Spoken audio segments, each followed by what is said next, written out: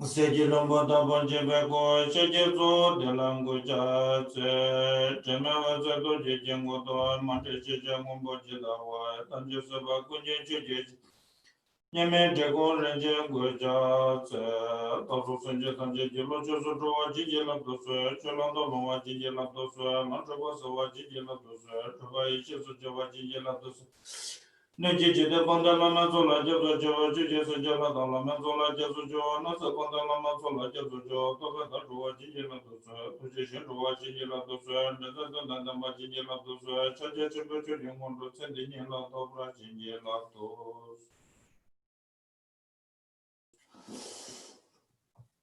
Okay, so we are continuing on the precious Garland of the Sublime Path by Gampopa. First, I want to say, everyone, Tashidele, good morning, and as usual, always be when we receive in Dharma or any kind of basically any kind of activity, and particularly what is related to the Dharma activity, and we always be supported by the three called the virtue as a beginning, virtue as a middle, and virtue as an end.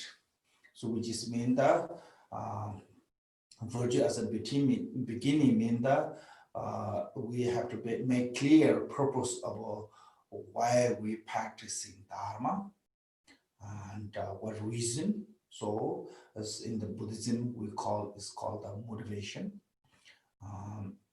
So there's three kind of motivations in the related to the Hinayana. It's called the motivation of renunciation, and related to the Mahayana is called the motivation of the bodhicitta, and related to the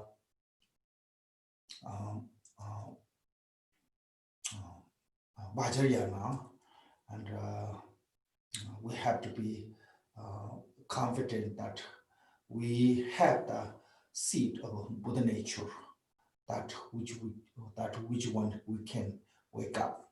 So the reason this supported by those three motivation, we have to then our purpose of Dharma activity, hearing, contemplating, and meditation has become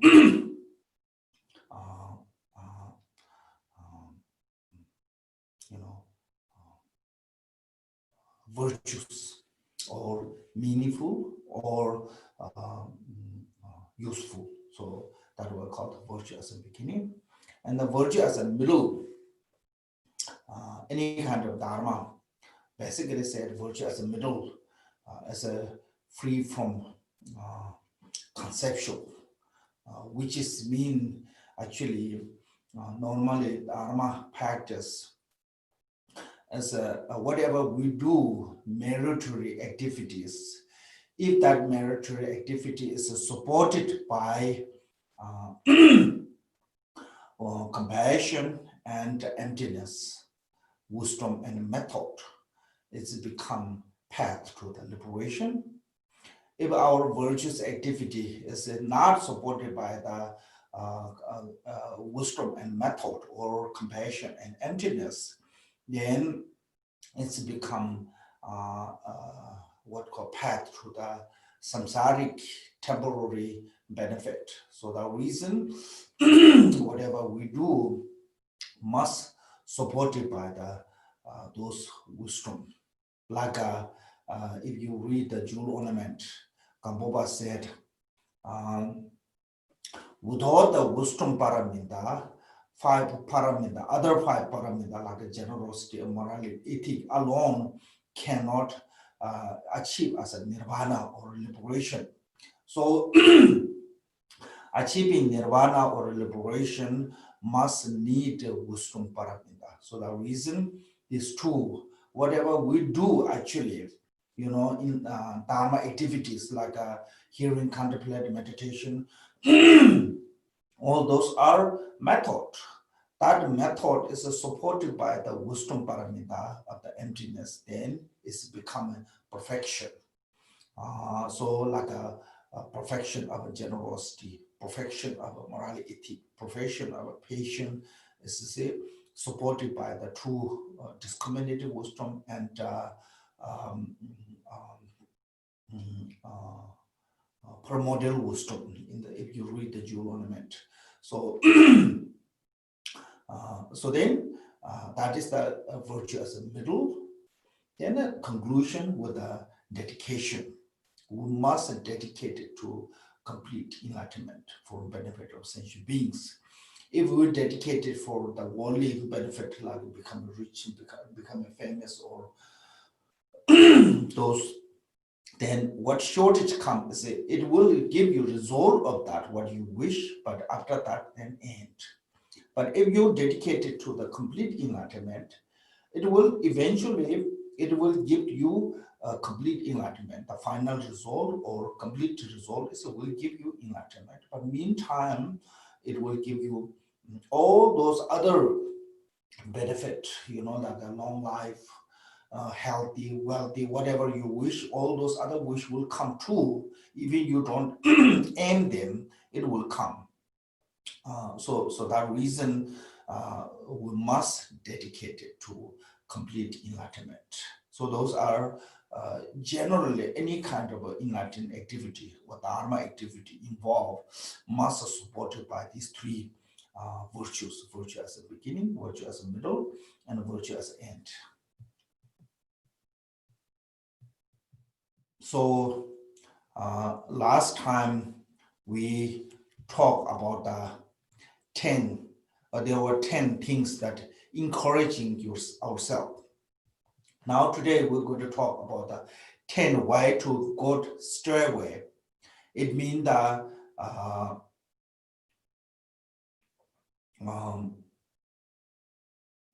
kind of like a chorwa in Tibetan is said as a stray.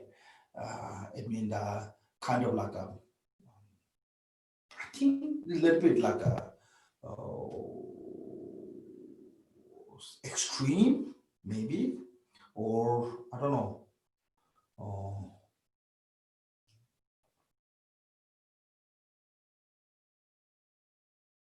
Escape,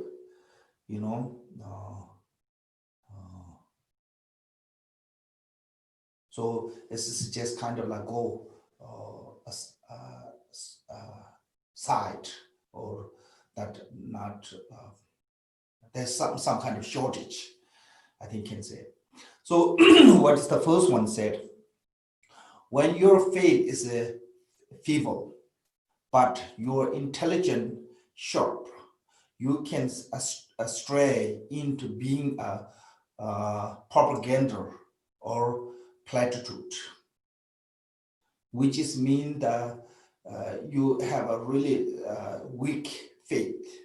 Especially here is talking about the trusting faith. A really weak trusting faith. Something that really not really deep about our heart, we don't believe. But our knowledge is great. Then it's become, it's called here said propaganda or platitude. Propaganda or platitude, which mean the lip service. I think this is we can example, like normally we all talk about the faults of samsara, for example.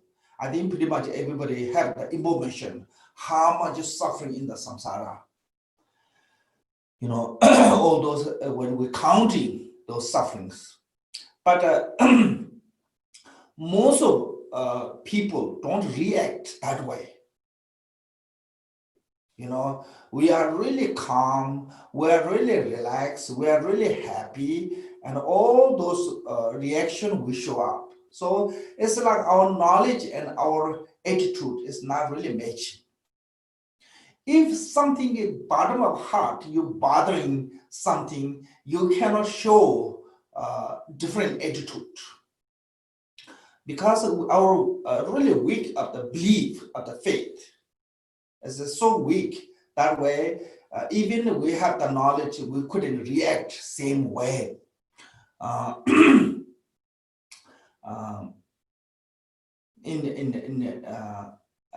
There's one Kadamba master in Tibet.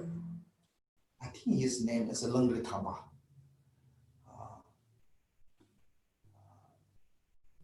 And he always have a sad face, long face. Then one day, one master said to him, everybody criticizing about you being long face, sad face. You cannot show the smile to anyone. You cannot, So he said, when I think about the faults of samsara, suffering of samsara, I couldn't react as a smiley or happy face.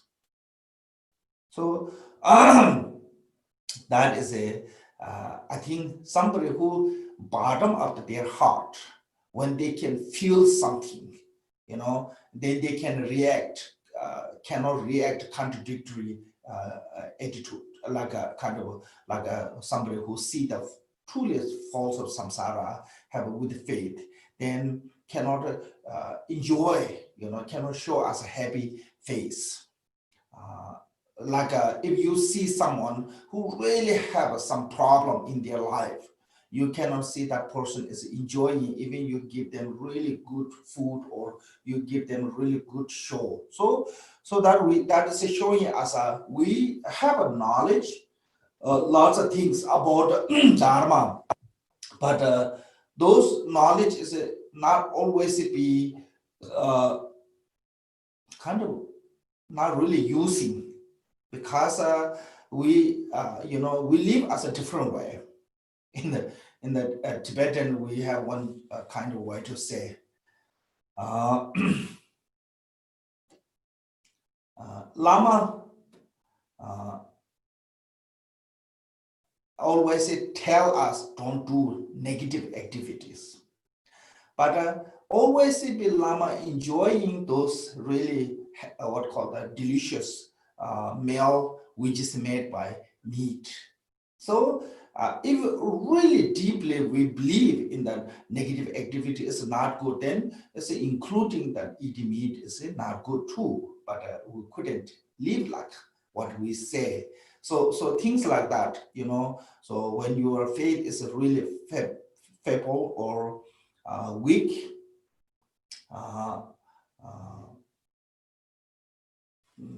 but the knowledge is great, then it's become pretty much like a lip service. So that reason is said you stray into the being a propaganda of a platitude.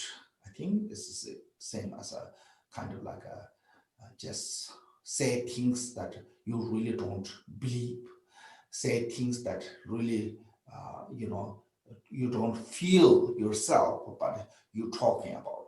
So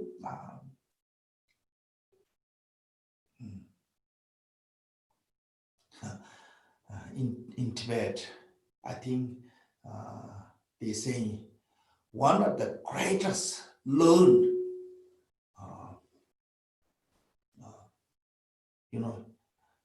receive teachings. One is called the translator called Wong Losawa.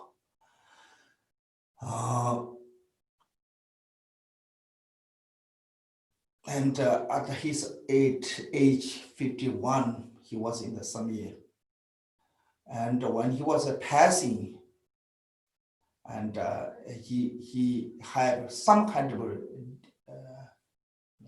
regret about not get much chance to practice all those what he learned, So that way, I think this one is a basically Dharma is you have to bring to the balance, those two, like wisdom and faith. Faith means the trust, which is basically talking about the practice. So whatever you learn, you have to put on the practice. Without putting on the practice, whatever you learn is pretty much useless. So that reason this monk was one of the greatest. Actually, he was great knowledge. He even met with Adisha. Adisha had a discussion with him about the Dharma. So Adisha also really surprised, how great he was, how great he is that time, But I mean, later, then he himself kind of have regret of not get much chance to put it into practice all those what he learned. So point is here, whatever we learn, we have to put on the practice. So otherwise, it's we become like a lip servicing, So that is what is I think stray, stray, yeah. Now second one said. Now second is opposite of that first one. It said, when your faith is strong but your intelligence weak, you can stray into the closed mind stubbornness. This one is closed mind and stubbornness. Also you can translate into, you can stay away into self-inflicted pain, and the other one is called ate. Tsultrim in the Tibetan, Tsultrim means the kind of self-inflicted pain that we make ourselves painful for something that is, make us painful. And ate is a kind of like a fantasy. You can translate as a fantasy, you can translate as a fixation, or you can translate as a deep solidification, which is mean that some kind of stubborn, but never, doesn't matter.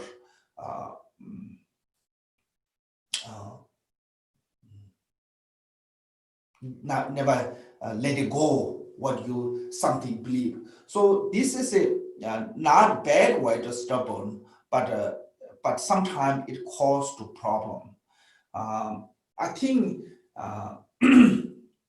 sometimes Dharma practitioner lack of knowledge, and they when they go to retreat, they get really lots of fantasy or kind of with the stubborn minds, someone even not have a knowledge but try so hard, then it lots of time it causing to kind of like a mentally disturbed situation, like the mentally disturbed. Some people become kind of a little bit crazy because it's that kind of stubborn mind without the knowledge. So this is intelligent. It's not talking about some kind of great knowledge, scholarly, but whatever you're going to do, practice of the meditation, you have to have all the information what you're doing. Like also some people receive some kind of transmission and little instruction on the meditating on the emptiness, and they don't have a really complete understand on that, and they try to meditate lots of time. Also people have hard time, so that kind of get straight into the close-minded mean kind of like a like a something belief and deep solidification of something belief, then you couldn't let go that way. Then that is causing to, I think,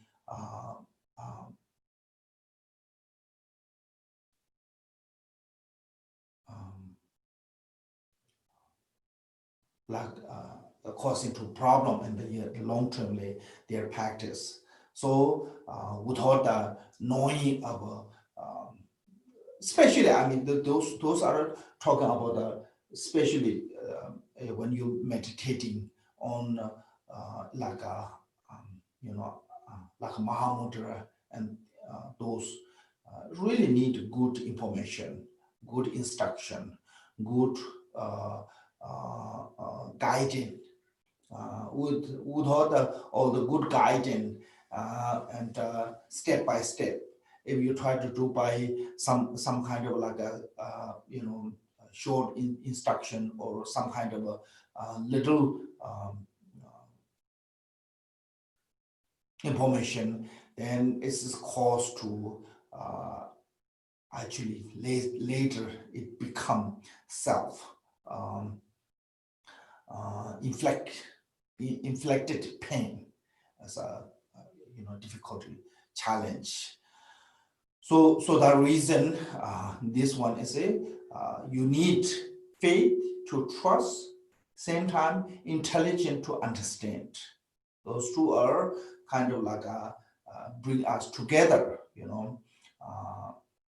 without the faith, our trusting, we're not going to believe from the bottom of our heart, so that way we're not going to follow.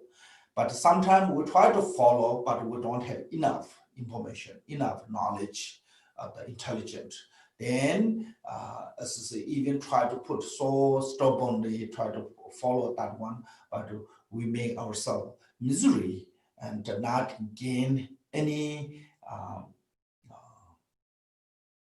kind of realization. So I'm not saying everyone this way, but someone who have a good education, and when those people go to the retreat, I think their improvement of the practice sometimes is really good, but even their improvement is not that great, but they not gain some kind of a they not get into the some kind of a, what call this agitation problem, like a mentally unstable balance, unstable minded is not never become. I never saw anyone, but some people without knowledge, with a little knowledge, and try to go to with a strong faith, try to go to retreat. And sometimes this kind of people have a little bit challenge with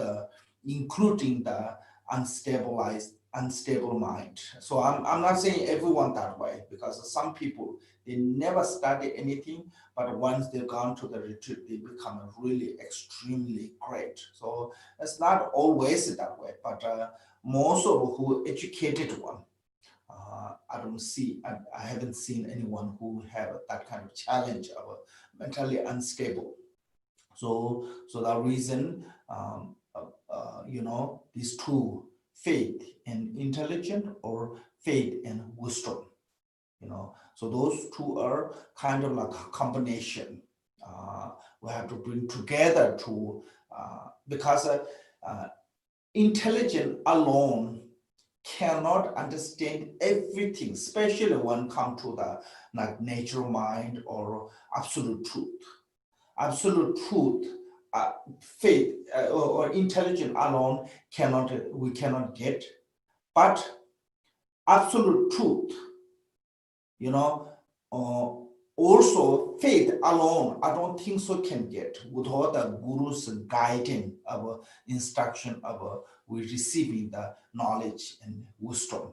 So those two have to come together, your faith and guru's instruction together, then we will open that absolute nature of a mind, whatever we're meditating. So I think this reason, these two, those two have to be combination of together, have to work, faith and intelligence. Okay, then third one.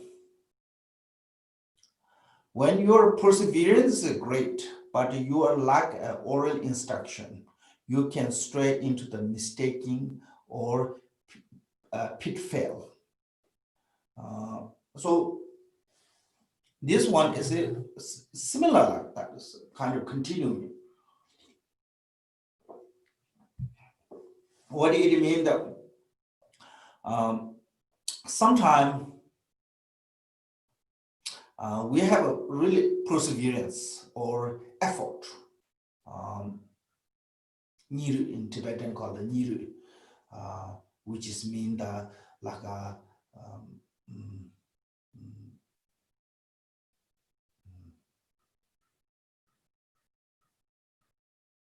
born in the heart, yeah, born in the heart, which is a really no matter what happened, never giving up. Is that kind of you know, and whenever you get chance, you try to do that one continually. That's called perseverance here. That is great. So, but if you don't have enough oral instruction, so what is the here is oral instruction? Is it not just talking about just receive some information, some teachings. This is an oral instruction. Is it have to be guru and a disciple have to be deep, understand each other. Guru must understand the disciples, label, and disciple must understand the guru's method. You know, they have good understand each other, like lots of sport. You know, if coach and the player have a good understand each other, it's much easier to communicate. When coach and player they don't understand each other, then lots of time a problem comes. So similarly here, your guru is your coach, and you are the player of the practice. So what guru want you to do, you have to understand, and guru have to understand what is your capable, yeah, which way you can do. So with this understanding of each other, it's called mutual samaya. You know, guru and chela, guru and disciple, is a mutual samaya. It means they understand each other. Then not going to be into the mistaking or pitfall. So otherwise,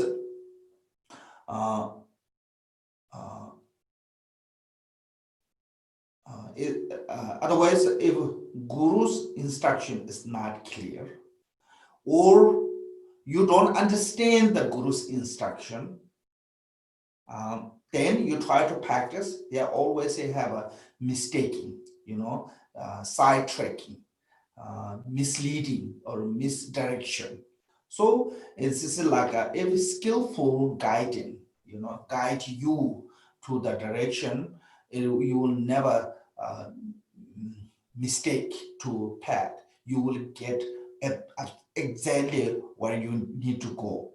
If that is, the what called a guide is not really good, or if you don't listen the guide's instruction, then you have a good chance to get into the mistaken place. So that reason here is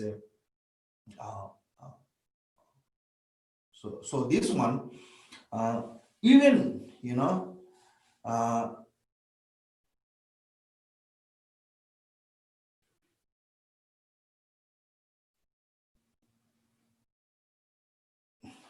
even we practice in the Vajrayana, which is the path of the Mahayana, skillfully practicing. Even we practice the highest yoga of Tantra. If we don't have a complete instruction, then those even the highest yoga Tantra cannot reach you as the nirvana. Like there was one story in India, one monk or one practitioner practicing Hevajra. Hevajra is the highest tantra. Okay,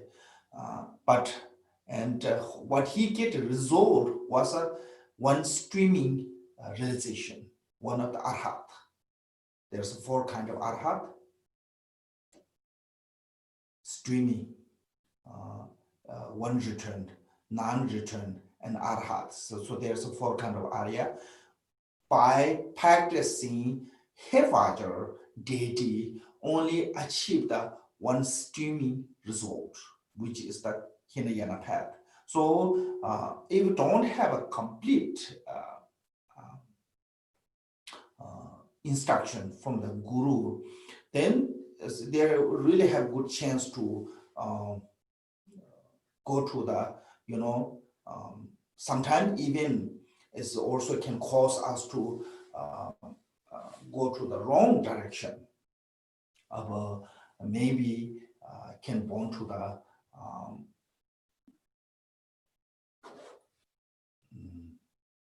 lots of time actually some is also born to the kind of an evil spirit because of the lack of the those method to how to practice them.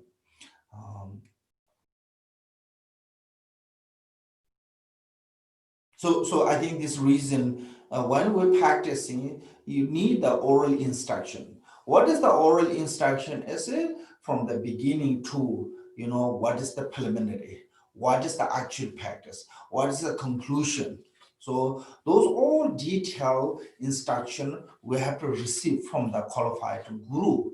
Then once we receive all those detailed instruction, then we'll put on the practice, then it's become great benefit. Otherwise, without the receiving complete detailed instruction, and we try to put on the practice that one, I think sometimes it can bring to the wrong direction, wrong result from that. Even the highest yoga deity cannot give you, nirvana. It can be caused to born to the even sometimes it's even can cause to the born to the evil spirit. So the reason guru's oral instruction. So what is the guru's oral instruction for the Dharma practitioner? Is it, not just only you receive you the some kind of empowerment, or not just only receive you the some kind of transmissions, or so you need instruction step by step. First you have to receive the instruction, then you have to try to understand yourself, make sure you understood correctly. But then second time, when you're having problem, then you have to discuss with the guru whatever you are having, good experience or bad experience. All those you have to discuss with the guru. Then guru give you the insight information or insight instruction on that. What if there is something you need to fix, guru will give you the fix. If they are not need to fix, then like when Venerable was leaving from the Marba gave him one piece of paper, rolling paper, and Marba said, right now you're ready to leave me, as you no longer need me anymore to receive instructions. So you can be your alone. But in the future, there will be one time you will get a difficulty. There will you get one difficulty. At that time, you should open this one, the piece of paper. Until that, you don't open this one. So Miller had a small difficulty few times, but whenever he think maybe should I open this one, always he have some kind of vision or signs is not ready to open. But then one time he actually had some problem, and when he opened that one, and there exactly Marba guiding, you will have this problem. At that time, you meditate this way or you do this way. Absolute, guiding there. So that kind of oral instruction means that we have to receive all those, from the beginning to until we become our own capable to live our own. Like so I think this is like when kids from the birth to until they become immature, that they can survive themselves, parents have to take care. Yeah, once they become their own, stable their life with their own, then parent can retire or they can go away. Also, so this like legally age is like 18 or 20. Yeah, legally age is 20. So until 20 or 18, kids now become immature enough to they can take care of themselves. So parents' responsibility to have to look that. After that, then parents don't have to take responsibility. So similar that way is when Dharma practitioner, once you get into the, somebody accept you as a guru and you that person, you are that person's a student, then both have a responsibility, So until you become what called independent, of the Dharma practice, can say I think independent, but that you can do by yourself. You can be okay alone by alone. Until that, guru's responsibility is make sure you not go into the called the stray into the mistaking or pitfall path. So that is the guru's responsibility. So how guru protect you from that that kind of faults is by oral instruction. So the reason not perseverance or not effort alone is not good enough if you don't have a guru's oral instruction, so the reason we must rely on the reliable guru, and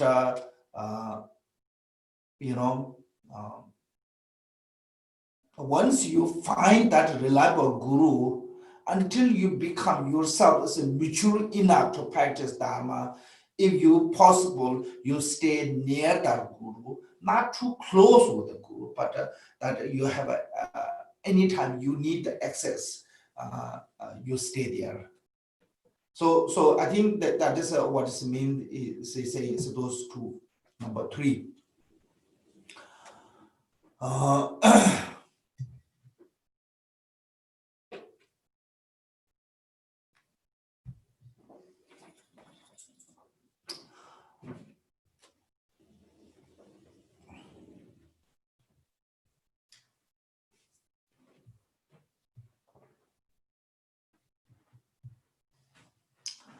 Okay, now number 4.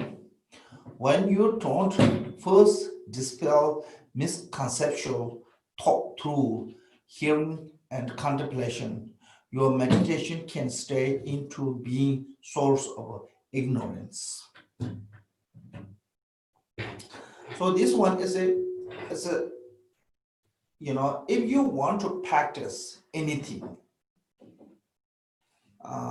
like for example, you want to do mantra practice, okay? So if you want to do the mantra practice, first what you have to do is you have to study with the guru. You have to go through the text. Guru teacher will give you the instruction, and you try to read yourself a few times and try to understand, step by step. Make sure you are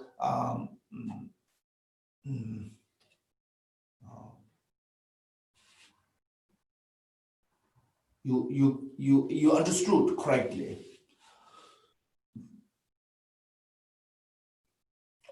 If you don't have those all information, and especially this is talking about someone who go to the isolated place. You receive this day is called the closed door retreat. So if you really want to go to closed door retreat, you must study. This study is nothing have to do with the scholarly study or anything. So whatever you want to practice, you must understand all that meaning of your subject, like as I mentioned the mantra.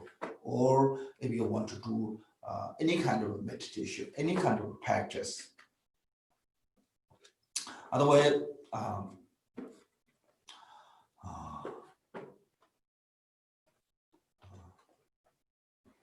when we are alone in the retreat place, or we alone in the isolated place, then whenever, especially when there's some problem and we don't have a method how to solve that problem, how to so then it's all become a kind of like increasing or what called confusion.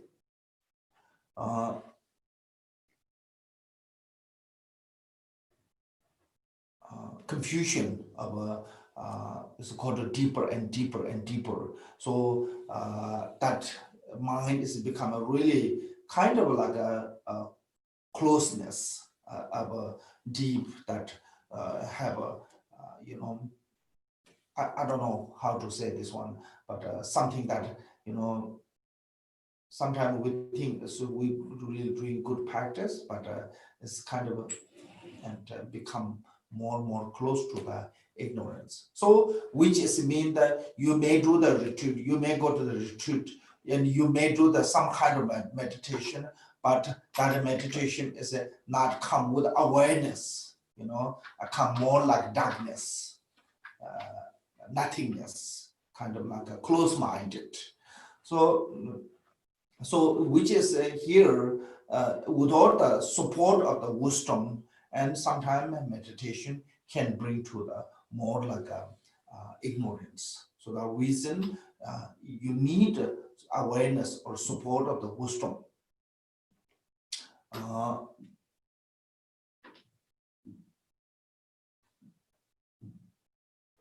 So that way, I think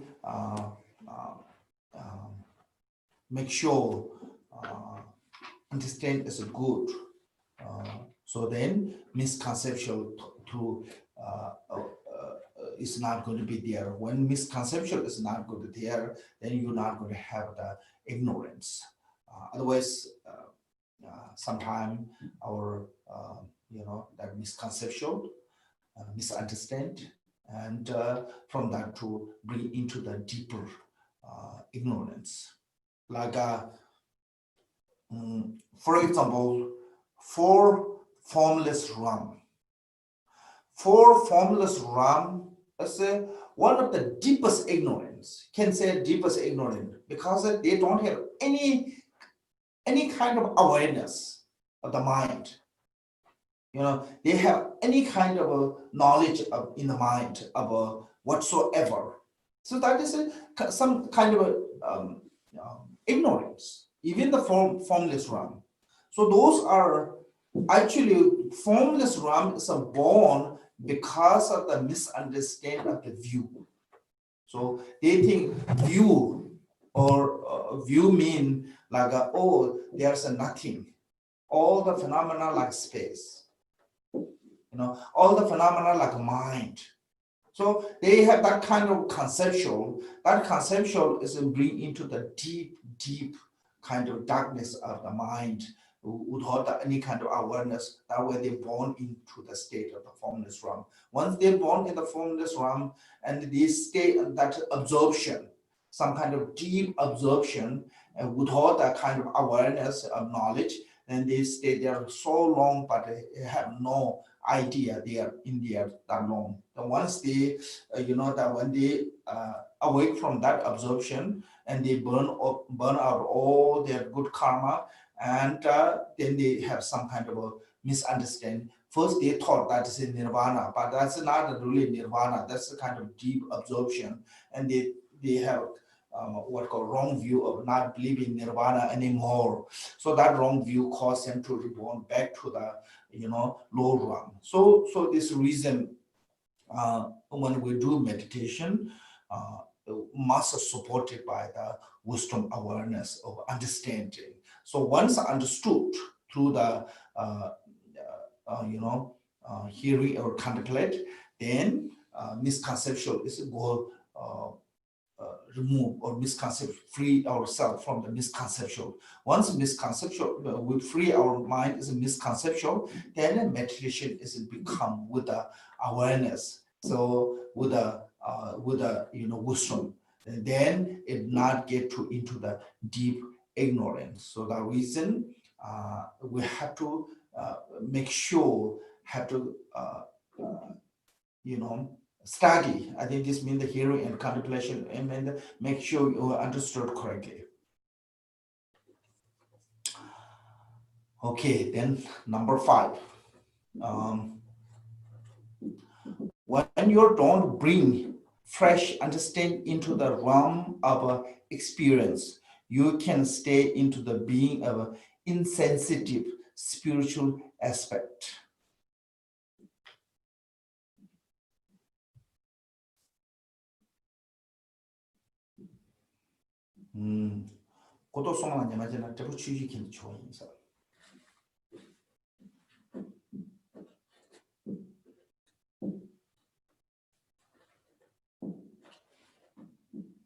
So this one is I think when you hear at that fresh, whatever you understood, you have to put on practice.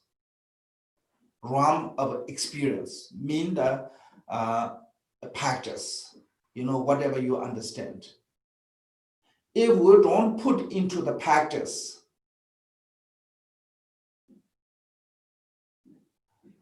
if you don't put on the practice whatever we understand, then we become insensitive. I put it as insensitive in the Tibetan called the Tekpo Chujuken. In the Tekpo mean someone is no matter what happened, they don't have a feeling, such feeling, kind of. Even somebody they see, really misery, suffering, so much suffering, they don't have any sympathy. When somebody sees there so much kind of like problems, they don't have any kind of feeling of want to help or anything. So in the Tibetan, we said chuti. Chuti means the chuki tekpa. It's a debo. I think it's insensitive. I use as in the translation as at that time. Maybe I will find different translation.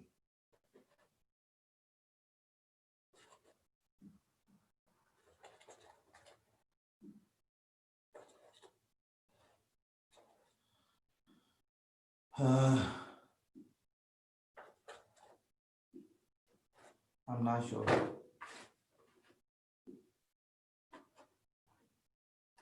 So this is it.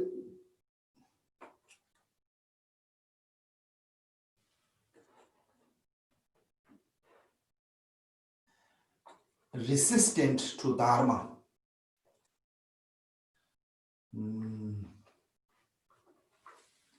I'm not sure resistant to Dharma.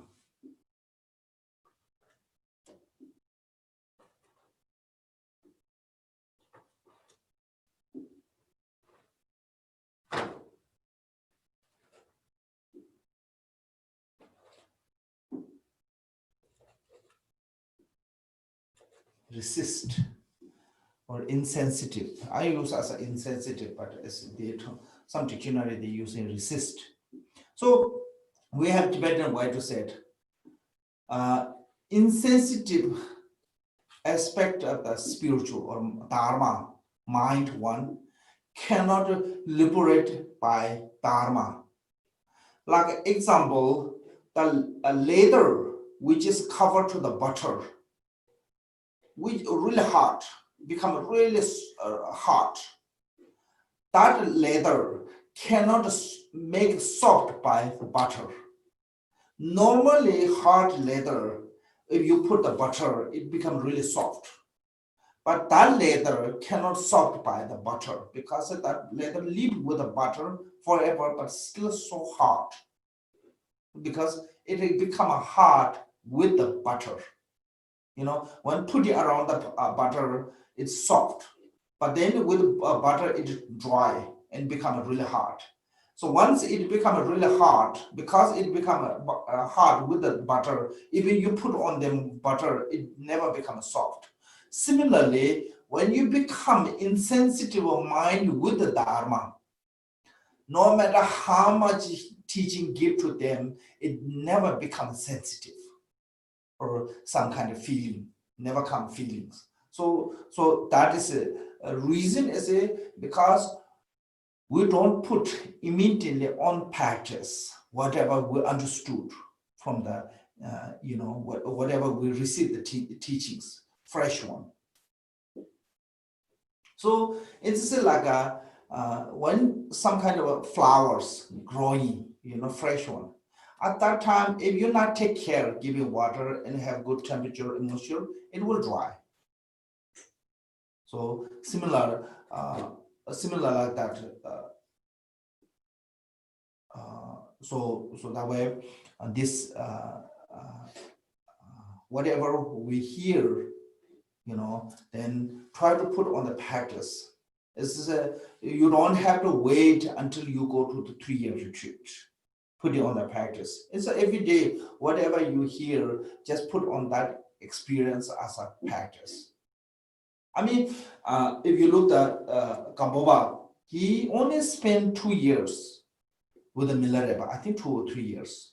But most of the day, every day he received teachings, Venerable. When he go back to his residence or hut, or the cape, wherever it is, and he put on practice all today's receiving teaching, put on practice tonight.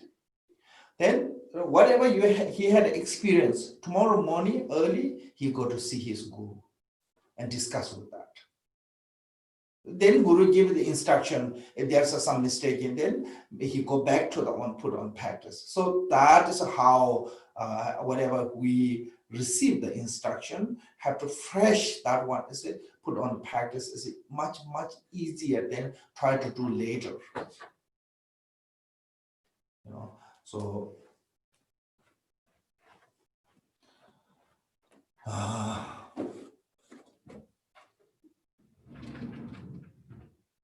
okay, so this one is in Tibetan we call that Debo. Debo is in the, I think most of,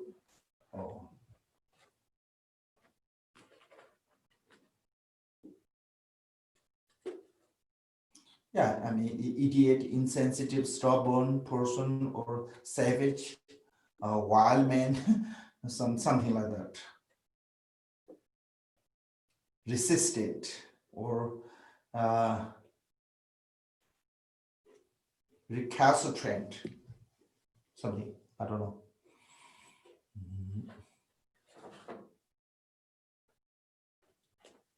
But I thought this one is a word is used as an insensitive is better for the meaning, because we don't become, from sometime when we don't practice the Dharma and we receive teaching again and again and again, and it no longer you don't go to feel anything when receiving those teachings, and also sometimes when you have experience whatever and put that practice immediately is better than just try to repeat something again and again in your head, and sometimes it's harder.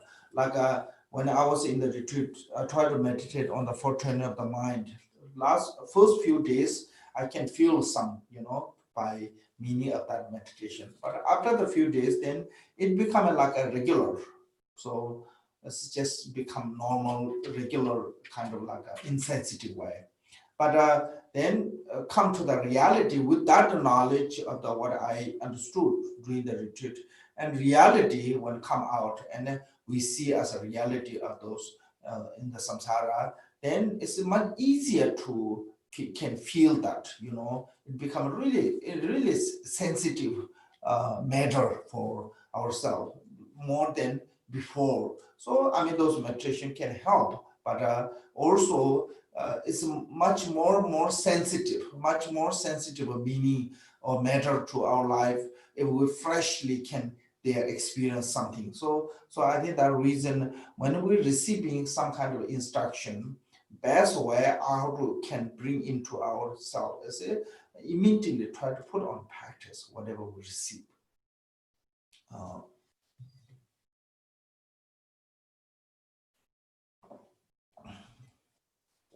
Then we can stay in the sensitive. I think can say this word.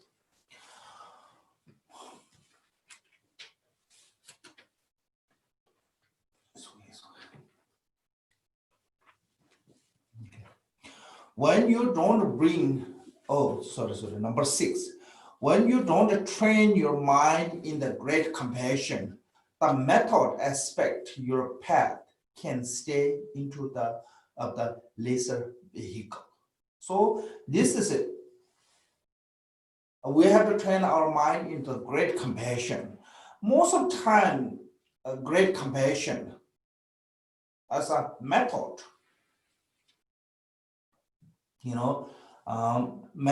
great compassion as a method is talking about the Bodhicitta. This great compassion means that generally everyone have some degree of compassion. You're not going to find any beings who are completely lack of compassion. Because we all sharing same nature, which called the Buddha nature. Longest have the Buddha nature, the sign of a Buddha nature is some degree of compassion. It's the sign of a Buddha nature. So everyone have some degree of compassion. But great compassion is only Bodhisattva. Great compassion means that you love every sentient being equally with the equanimity. So that reason, I think maybe lots of our past master saying is when you're practicing for immeasurable, what counting, then say the love, compassion, joy, equanimity. Equanimity come last. But when put on the practice, first start with the equanimity. How do we start with the equanimity? Is when you're loving, you must love everyone equally. You're not less love to your enemy. You're not more love to your dear one. Like how Buddha loved equally Devadatta of his cousin troublemaker and his biological son Rahul. One day Buddha got injured his foot, and a physician tried to stop bleeding, couldn't stop. No matter what kind of bandage put, couldn't stop the bleeding. So Mahakashyapa said,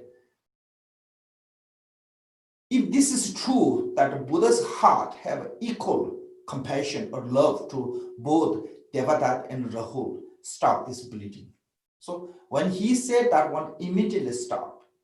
That is showing us how Buddha's feeling toward to the equality of toward to the person who every day since his birth try to make him failure or miserable, and someone who he dared to his child have a equally love both of them, Devadatta, and so that's like you can love both enemy and dear one.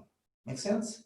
Then when one day when we can love every sentient beings, I mean generally when we talk about the every sentient beings, it's a really big number, but practically just front of us. Some people drive you crazy, some people you really make you pleasure.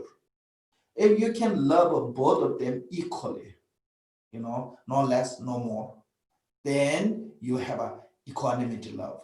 That love is called a great love, and also that compassion. And from that love to come whatever compassion is it, compassion called the loving kindness and compassion, grateful. So this is the method of Bodhicitta, has come from the Bodhicitta. So that way, this only Bodhisattva can have this great compassion. So that great compassion is the method aspect. If you lack of a method aspect of the great compassion toward every sentient beings, your path, no matter what you practice, it becomes a lesser vehicle. You practice the Mahayana practice, you practice the Vajrayana practice. As earlier I mentioned, in India, when Odisha come to Tibet, anyone come from India, he ask them to information in India, what is big news right now, what is it, what is what's big topic discussion in India. Of course, that time there is no like what called the technology to send the message or send the video or send the phone call or anything. So only have to wait when somebody come or someone goes there. They can bring the message. So anyone come from India, Adisha always asks what is the big news in India. Then one time they said in India there's one person practicing the Anuyoga Tantra. I think this is the same as a whole person who practiced the Hevaja Tantra, and that person is become receive only streamway faith result, path result.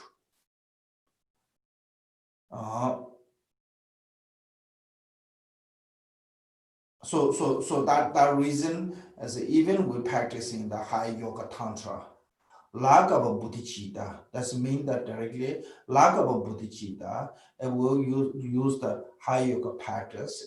There's also dangers comes.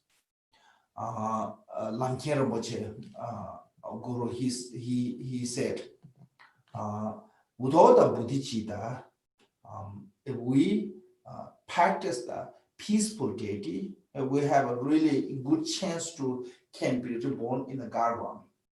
Like it's a skill in the samsara. But if we practice the wrathful deity, it's to have a really good chance to can be reborn in the evil spirit.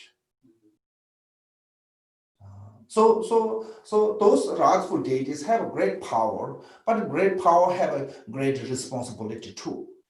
Without the taking responsibility, that power is satisfied and can bring to the evil spirit. So that reason is without the great compassion method aspect, your path can stay into that lesser vehicle. This is that someone is a skill is a good lesser vehicle, stay in the lesser vehicle, much better than born in the evil spirit or God one. So the reason, this reason generally practice, and especially Vajrayana practice, must emphasizing on the bodhicitta. Without the bodhicitta, Vajrayana is even not become a Mahayana path. So that way, this monk who practicing the Anuyoga Tantra Hevaja deity, but still only can reach to the one streaming result of Arya. So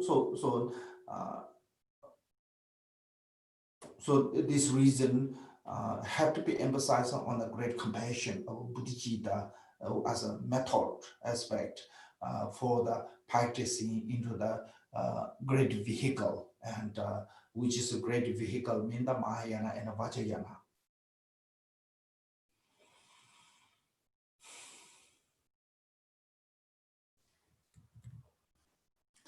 Then on the other hand, when you don't train your mind in the emptiness, the wisdom aspect, whatever you do can stay into the way of samsara. As earlier I mentioned.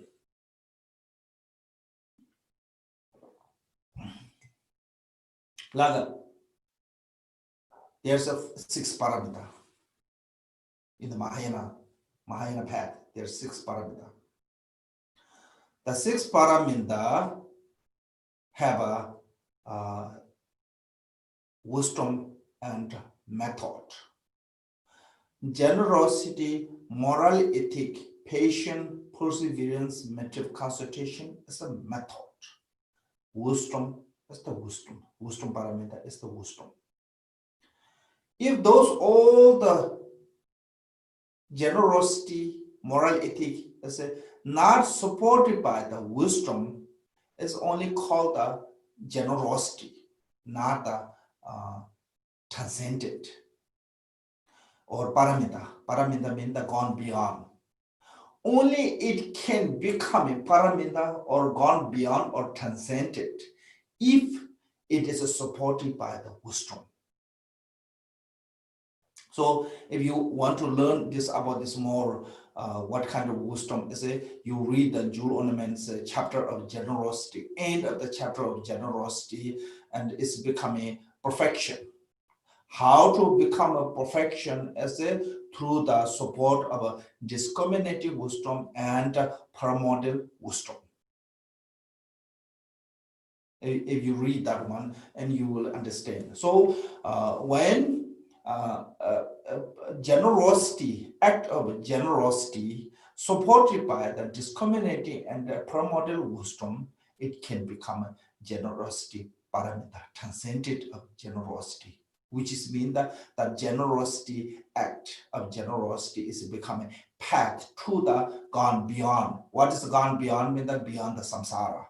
So that reason, without the wisdom, other method aspect cannot eliminate the root of samsara. Like a meditation, for example, meditation. Meditation, like shamatha meditation or kamabhati meditation. Meditation decrease our emotion, negative emotion. Sometimes it looks like almost completely washed away, but not uprooted. You know, if we want to be uprooted source of samsara with afflicted emotion, we need the support by the wisdom. So wisdom means the realization of emptiness or such. So I think this wisdom as a support of or bring into the complete path of nirvana is by can say wisdom. Okay, so the reason here said when your mind says don't train your mind into emptiness, the wisdom aspect, whatever you do is straight into the samsara. So as I said, so for example, generosity only can give you the worldly kind of wealth, become only wealthy, but still in the samsara. Moral ethic only reborn in the kairon alone, but still in the samsara. Being patient, they give you some kind of result, but still in the samsara. None of them can liberate you from the samsara without the wisdom paramita. So that way Gampopa said 5 paramita. Generosity, truth, mental concentration. Without the wisdom is like a bunch of blind people. Have a leg but no eye. Because if you don't have eye, you don't know how to go to where you want. So you're just wandering around and around and around without getting to the destination. So those all the bunch of blind people can get to their destination if they are led by one with eye. So wisdom paramita is with the eye, lead all the other paramita to the nirvana, destination of the nirvana. So this reason, this emptiness is talking about the wisdom. Or sometimes we use emptiness, sometimes we use a suchness, sometimes we use as a wisdom in the Buddhism. So it means that knowing the nature of reality. So without the knowing of that, it cannot be uprooted. So I think meditative consultation Metta concentration is like burning the jungle. When the jungle is burned with the fire, many years there will be no jungle. There are no forest, no tree, yeah, no grow anything. Many years. But if you wait long enough, after many years, and start slowly start growing things like a tree, grass, bushes, anything start growing. Why after so many years it grow? Because still the seed or root is still there. That fire cannot destroy that root. So same thing as meditative concentration cannot destroy the root of samsara unless you have a realization of the emptiness. When you have a realization of the emptiness, then it will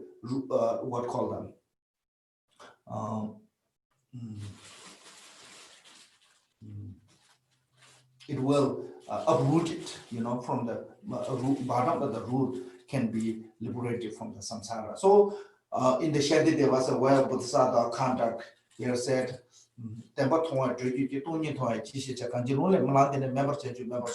so there's one argument. Some, Hinayana said, you only liberated by seeing the truth, not the emptiness. But Shantideva said, Buddha said, without the realization of the wisdom emptiness, seeing truth enough is not good enough. Because you can see the truth of the relative truth. By seeing the relative truth cannot liberate you from the samsara. You must see the absolute truth if you want to see the samsara, free yourself from the samsara. So the reason here said, without the mind into emptiness, wisdom aspect, no matter what we do, it becoming, we still stuck in the samsara.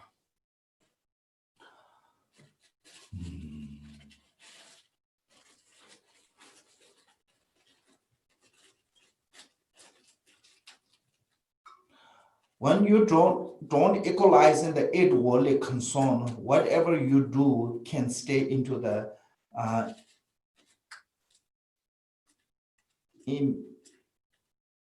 embellishing worldly life.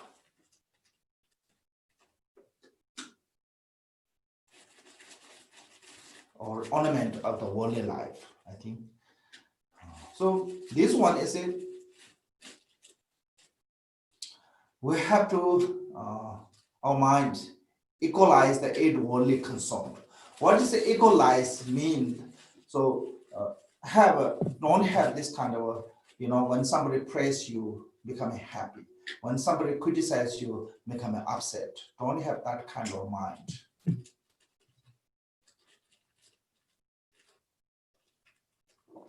That is called the equalize the worldly concern. Because long as our mind is caught up with that, no matter what we do, we feeding that emotion.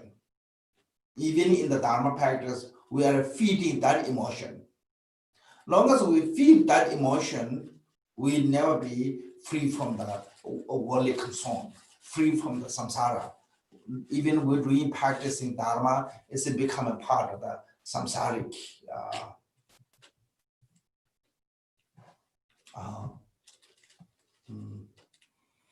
So that reason, I think we have to train our mind into the,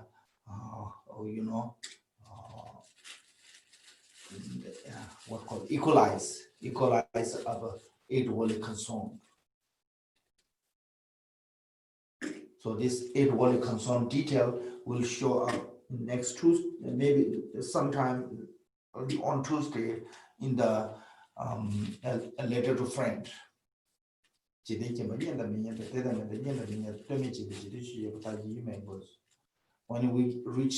we gain something, become happy. When we lost something, we get sad. When somebody praise you, become happy. When somebody criticizes on you, become sad. So that kind of a situation, whatever make you your emotion disturbed by those that's become worldly concerned. So long as we have that kind of emotion, the concern, we cannot be free from worldly. No, because those two are attachment and aversion. When somebody praise you, you become happy. That's called attachment. When somebody criticizes you, you become angry or upset. That's called aversion. These two are the main source of samsara. Why those two are the main source of samsara? I say, long as you have these two, you are not free from suffering. Long as you're suffering, you are samsaric. So if you want to be free from suffering, you have to equalize those two. You have the same feeling. So one Bodhisattva, because they learn how to equalize these two, even someone is give a massage on one leg and someone is cutting by knife other leg, they can feel same way because of the equalizing meditation, you know. So that reason we have to be equalizing 8 worldly concern, and we can become our path, whatever we do, Dharma practice is becoming method to the liberation. Otherwise, no matter what we do, it's become worldly life. We are concentrating on the worldly lives, so there's no really hope of liberation by doing that one.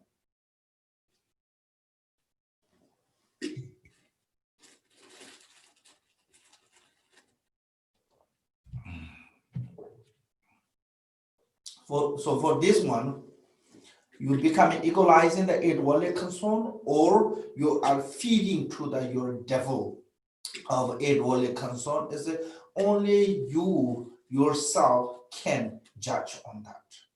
No one can tell you are equalizing or feeding to that 8 worldly concern. So we have to be ourselves aware of what we're doing, what how we're doing best. So I think we have to be ourselves, have to be honest ourselves with. So that way, Lord Buddha said, you are your own what called the Lord, and you are your own savior.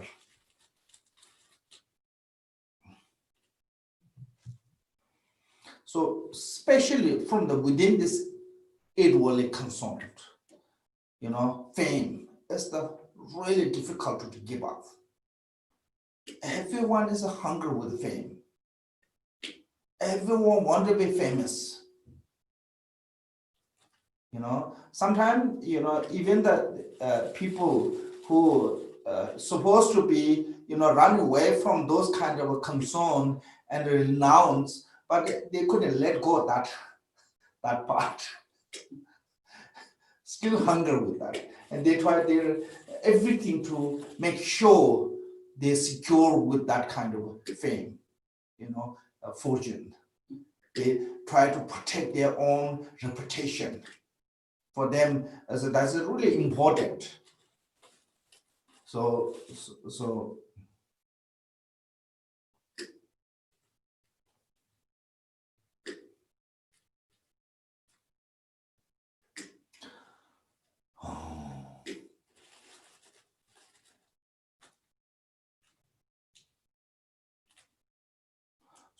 the reason, if we want to be sincerely, want to be follow to the path which is shown by the Buddha, first is make sure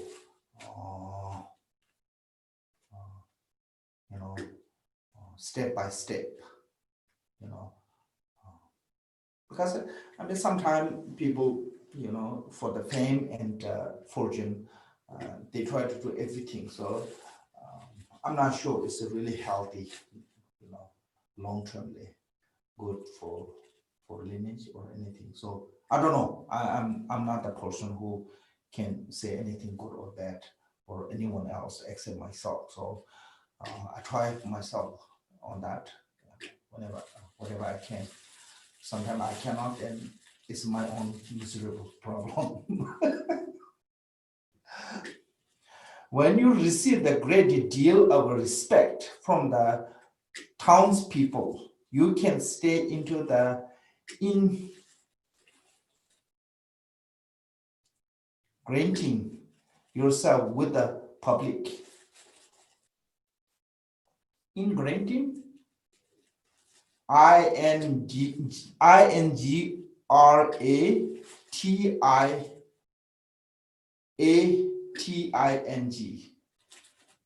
INGRATIATING.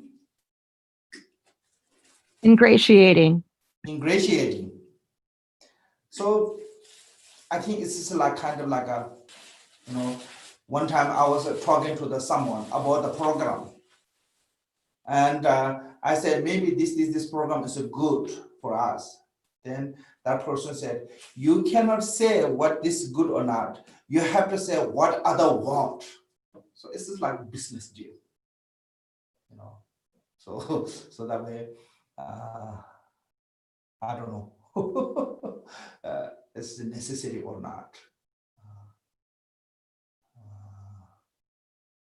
So I think what I can say is, don't lose your independence.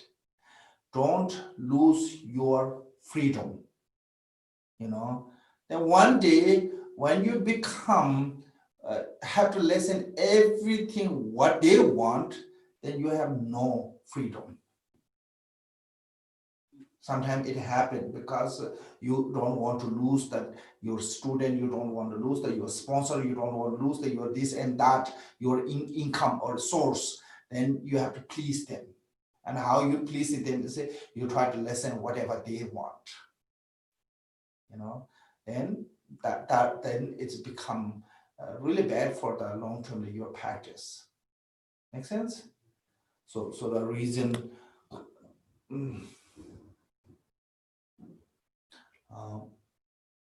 And also, I mean, it's not necessarily this kind of fame is not necessarily good for your continuing meditation or practice. Sometimes those kind of fame and this actually can become cause to more problem and long termly,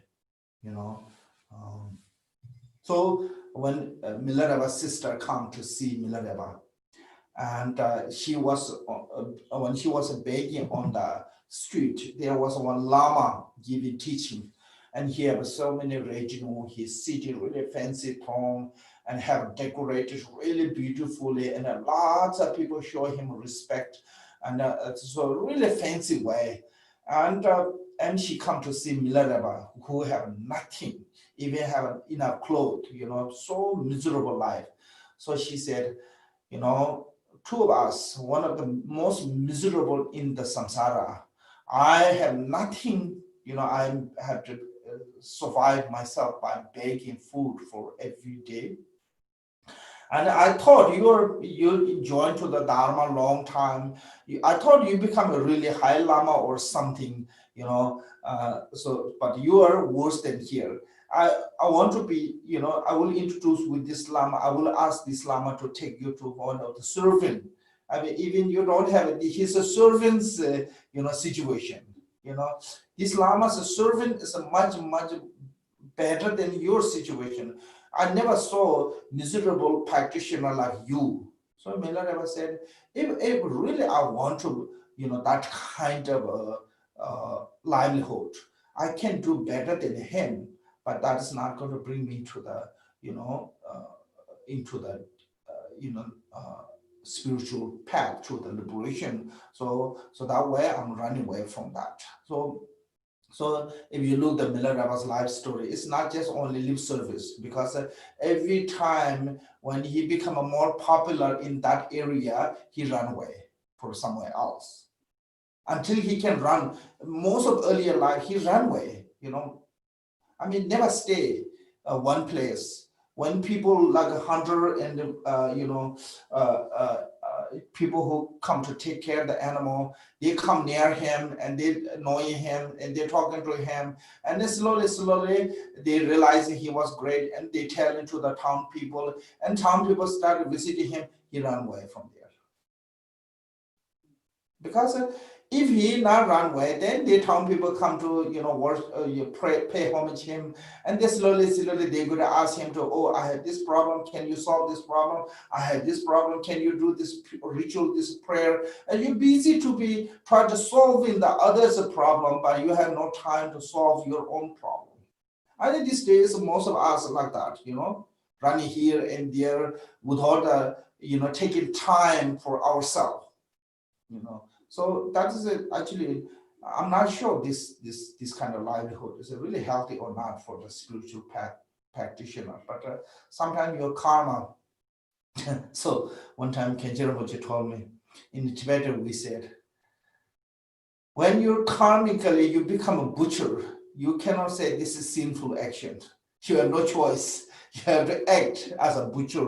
It would mean they have to kill the animals. So he said, now you karmally you bring here, so you have to do that one. So otherwise, it's not good. So I was telling him something that that's what Khenpo Rinpoche answer was. So that way sometimes it will become this way. So some kind of bad karma, maybe we did something past life, and we never have a chance to ourselves to concentrate ourselves to always try to do something for other. I mean, I'm not sure this is a healthy way to do for others' benefit or not. So, but I don't know. So this is what it is.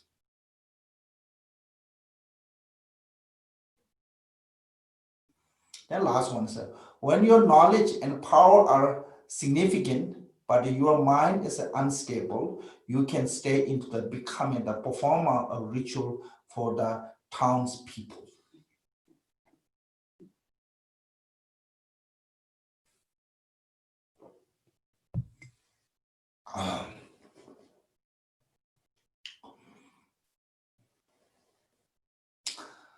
I think these two are similar.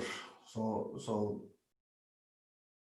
actually, this kind of situation and Buddhism is become Lamaism.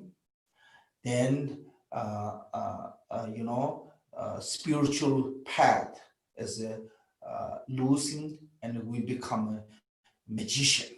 Yeah, we believe the power. We believe that kind of.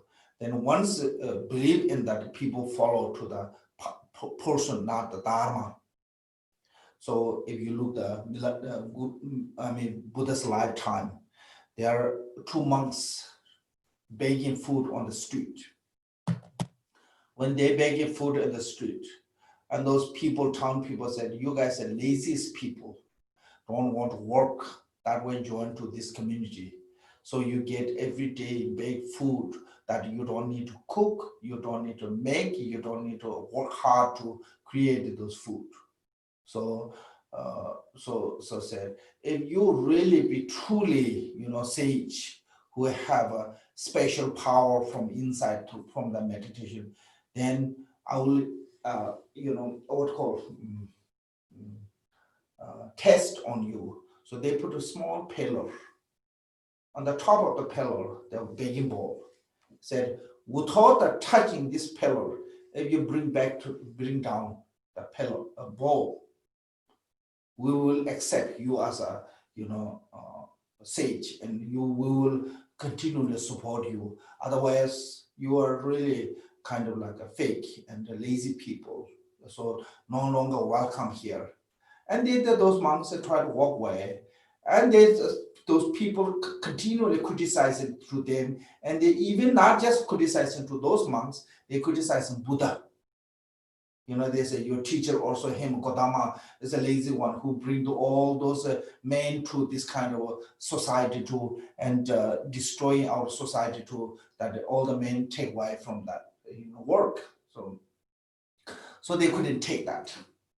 They said it's okay to criticize to us, say whatever bad things about us is okay, but you cannot say to our guru, the Buddha.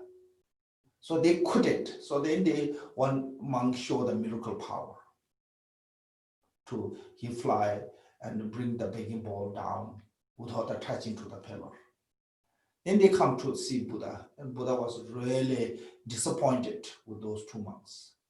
And Buddha said, whatever they say bad things about me, it's not bothering me. Since I'm not bothering you, why are you bothered of that from that, you know?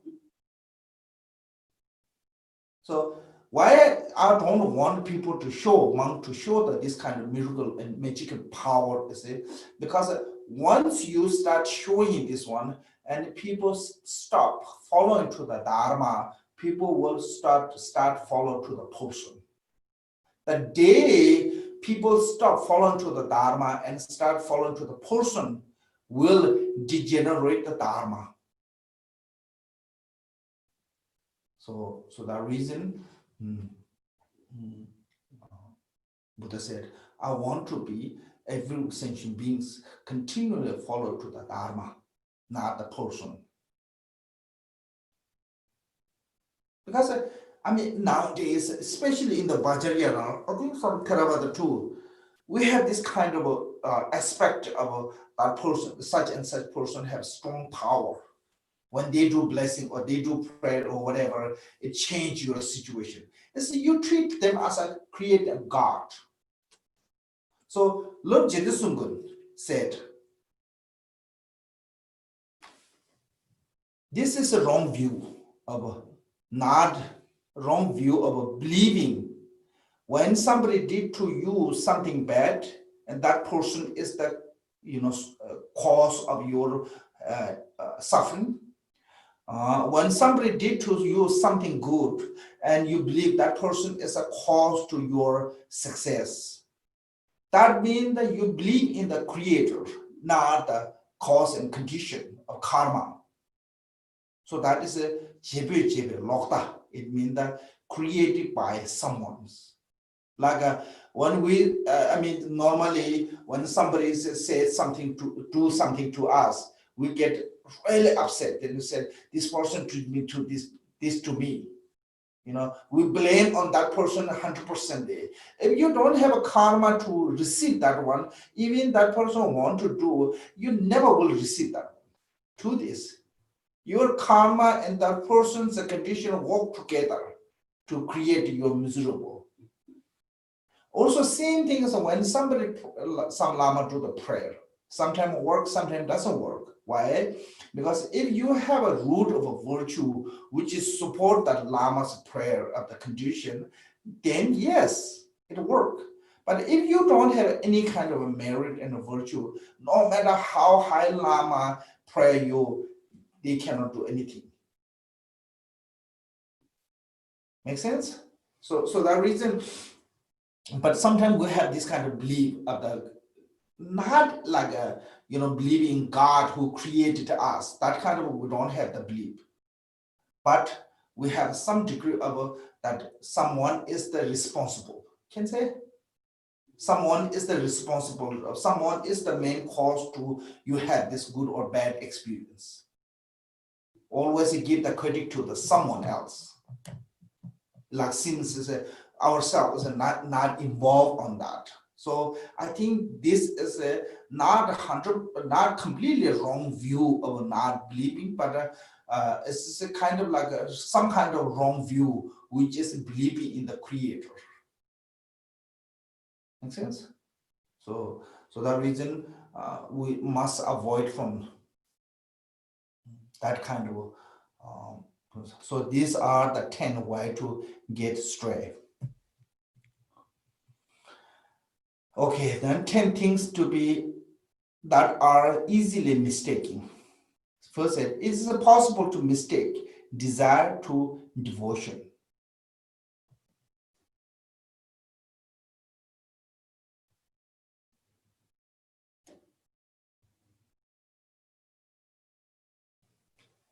Desire and devotion is really close, really similar.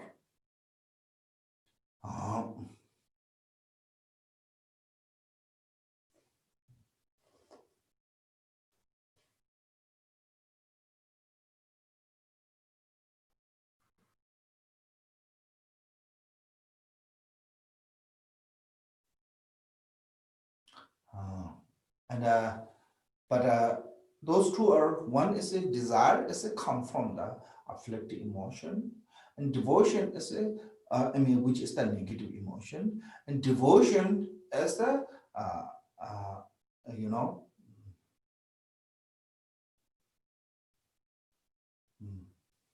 So especially this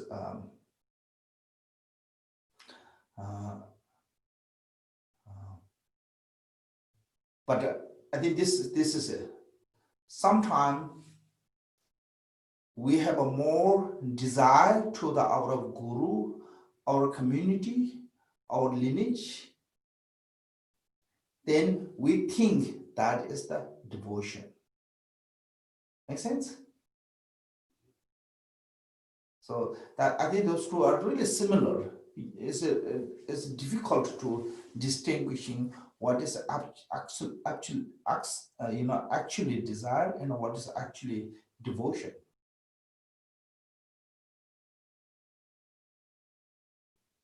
So desire bring to the attachment, aversion, yeah, and the devotion bring to the faith and wisdom. Result is totally different. But I think lots of time our is not a devotion, it's a desire. Also, I think one thing is we can say is a desire is a come from the self-interest. Devotion is a come from the selfless interest. Can say when ourselves is put first, then lots of time it's a come desire. But also, His Holiness the Dalai Lama kind of said some degree of desire is necessary for achieving the nirvana. So, so the same things Lord Jidasungha also said, self-cherishing is the method to or accumulating merit with the self-cherish is a skillful method. So I think from the beginner needs some kind of like that, You can say, oh, this is my lineage, this is my temple, this is my guru, this is, I think some kind of need. But then slowly you have to be, more like a devotion, not a desire. So I truth is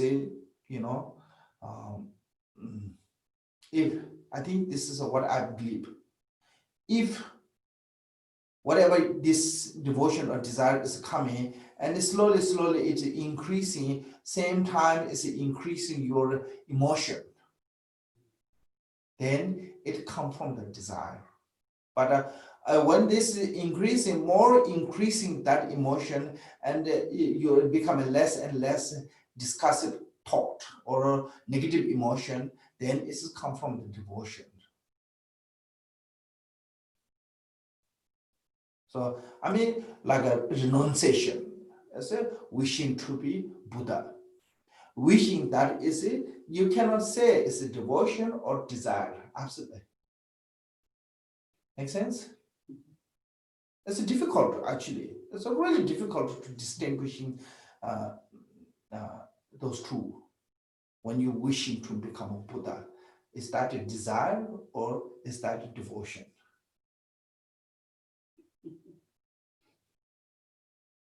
I mean, we should think about that.